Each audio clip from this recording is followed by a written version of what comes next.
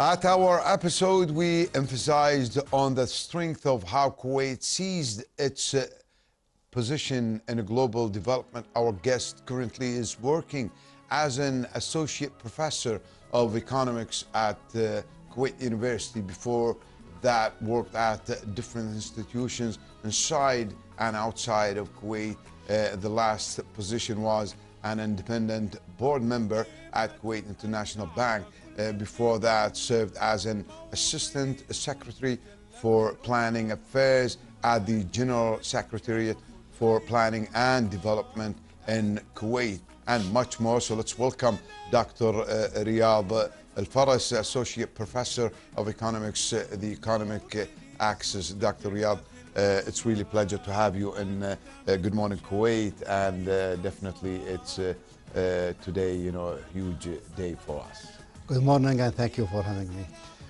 Dear Doctor, tell us, when we look at the journey of the state of Kuwait since independence, and how would you how would you describe the development of the economics structure?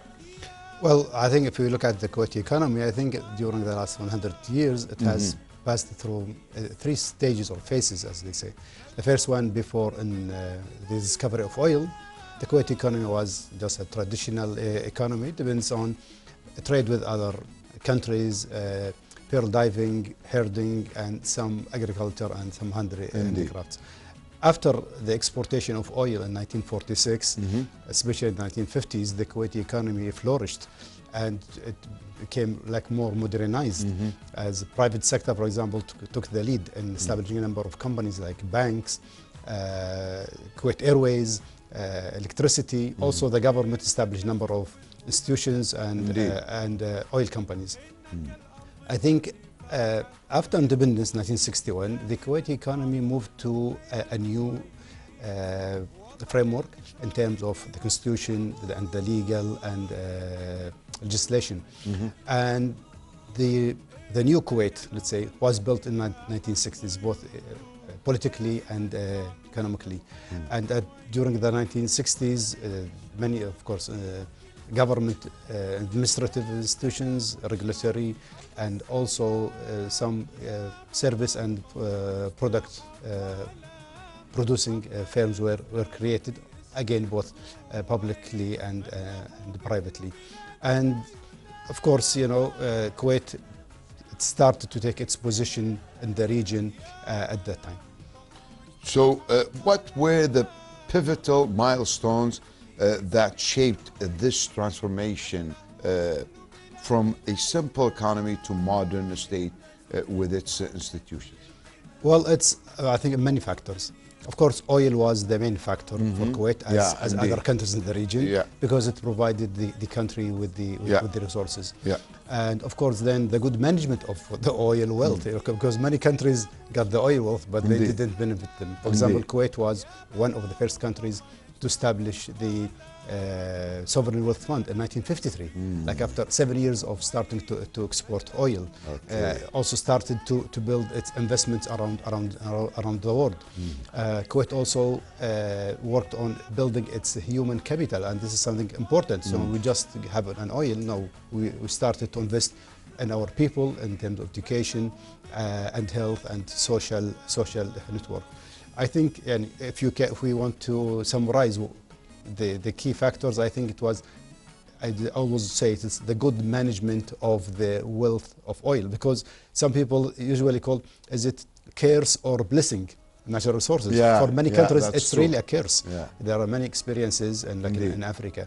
But alhamdulillah, in Kuwait, I think with our leadership, I think they had the vision since 1950s and 60s to build a new Kuwait. Indeed, that's definitely a very critical point.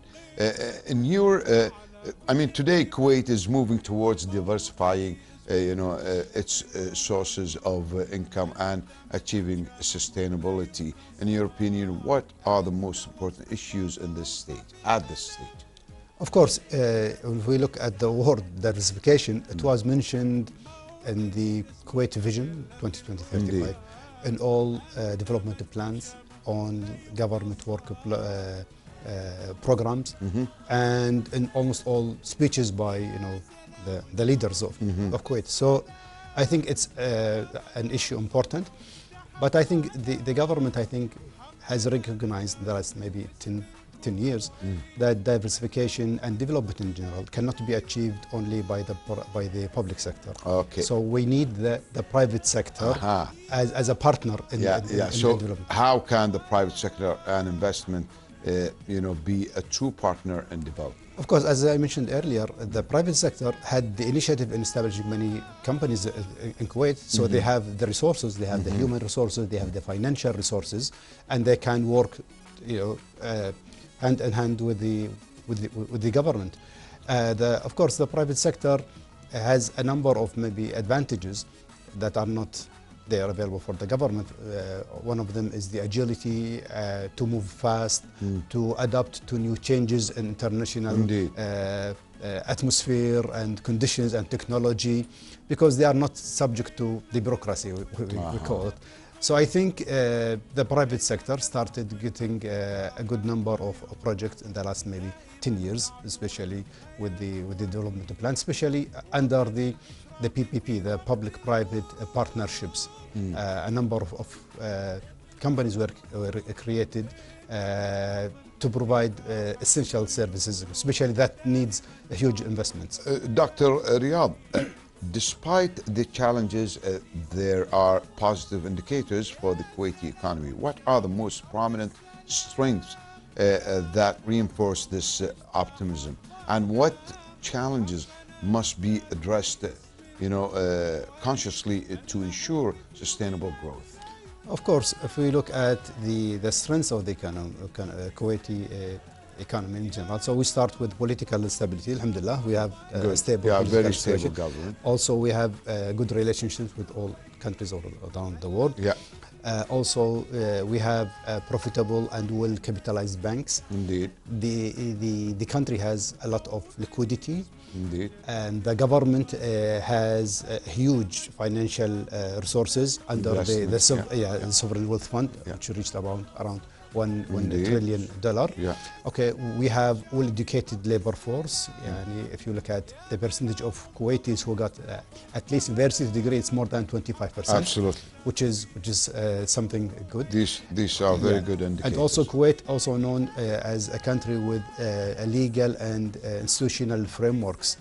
So it's a country of laws, and so it's, for example, the government can't do anything without going back to the law. And also, of course, we have the courts and these things. So these are I think the strengths. If you ask me what things can be improved, of course we are not a perfect country. There are challenges we call them. I think one of them is to continue to improve the business environment to attract more investment, especially foreign investment and domestic investment. Also, I think we need to continue to work on improving the infrastructure. Of course, now we have two big projects are coming to Kuwait to improve the infrastructure, like the new terminal, the airport terminal, T2. Also, Mubarak port. So this is also on the way, especially after signing a number of treaties with the Chinese government. I think this will open a new, opportunity for Kuwait, especially to engage. Other things maybe to control the growth in public expenditures, let's say to minimize the budget deficit. We don't want it to grow higher or larger than it is, because it will be like a burden in the future, especially with increase in public debt. So these are, I think, major areas that we can improve on. Improve, definitely. And the economic development journey of the state of Kuwait, women have had an increasing presence in the labor market, in productive sectors and in leadership positions. How do you assess this role from an economic perspective, and to what extent has women's empowerment contributed to enhancing the stability and economic development of the country? Of course, women account for like more than 50% of the population. Indeed. Which is an important resource in economy. We say labor is important. So I think women are important economically. And if we look, I usually look at this from different angles. Yeah. The first angle is the human capital angle. Okay, because women, when they get educated, they will be an important part of the national human capital. It will enhance, you know, of course, more the society. As we say in Arabic, usually it's saying so, a mother is a school. Yeah. Okay, absolutely. so imagine one mother can equal to a full school. So if you have educated mothers, you will have educated, of course, family and kids. Also, even in the higher education institutions, we see women or girls account for like 70% in some colleges. Indeed. Okay, so this is from human capital. If you look at them and their participation in labor force, also they are very active. I think around 47% of the labor force and the are women. I think in the public sector. Of course, they are participating and they are improving the national labor force. They reduce the need for expat, of course, labor force. If we look at their participation in leadership, of course, especially in the public sector. For now, since 2006, when we had our first minister, a woman, and then we have Masuma Mubarak. We had the first ambassador, Lulu Al Mulla, and now we have also the president of Kuwait University, also Dr.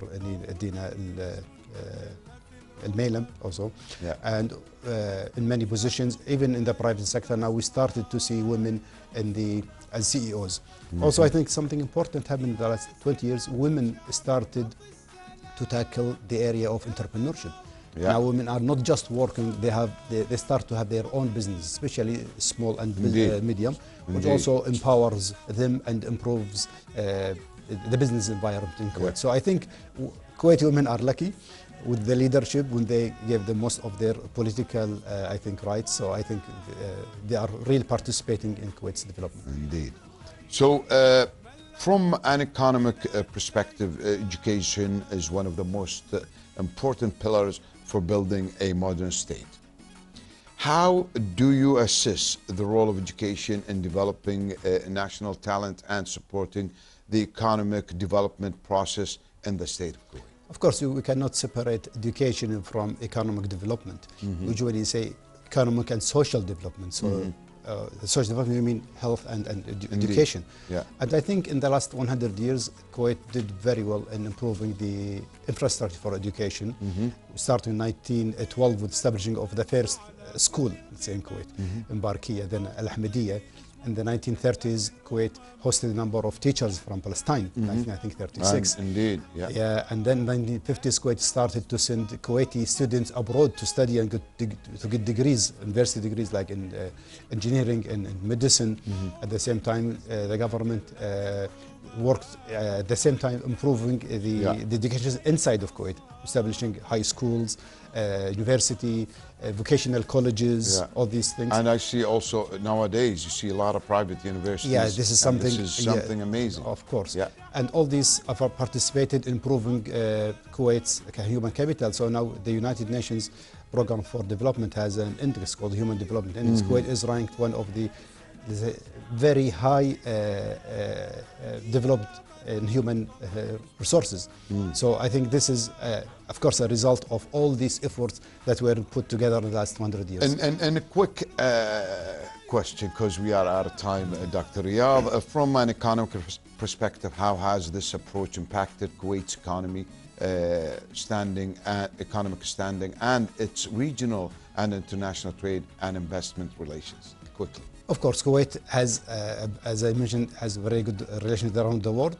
Kuwait started maybe one of the first countries to implement economic diplomacy through the creation of the Kuwait Development Fund. Also, the Kuwait Investment Authorities. Now Kuwait has really more economic power than many other countries that of the same size as Kuwait. Dr. Riyadh Alfares, Associate Professor of Economics, thank you very much. Thank you for having me. Thank you for enlightening us and enlightening our viewers. Sure, thank you. Dear viewers, that was Dr. Riyadh Alfares, Associate Professor of Economics at Kuwait University. Thank you very much. We'll have a break and then we'll be back, so don't go away.